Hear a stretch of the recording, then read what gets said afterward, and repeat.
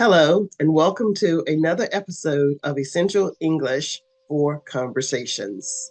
I'm Dr. Priscilla, a native English speaker, and I live in the United States. There are many reasons to learn medical terms. Here are just a few. Imagine you're in a hospital or a clinic abroad. Knowing these terms can be your lifeline. Let's dive into some essential medical vocabulary that every ESL student should know. First, wounds.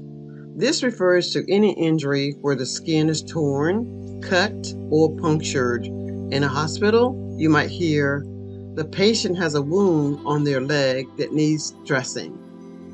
Next up is crash. While you might think of cars in a medical setting, it often relates to a sudden decline in a patient's health, like a crash in blood pressure. Now, let's look at another illness. This is a general term for any condition that affects the body or mind, from a common cold to diabetes.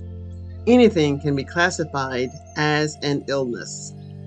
Understanding these terms doesn't just help you follow a doctor's instructions, it can also be crucial in emergencies. So keep practicing, and soon navigating through medical scenarios will be a breeze. Remember, a little learning goes a long way, especially when it comes to your health and safety. If you enjoyed this session, please like and subscribe to our channel.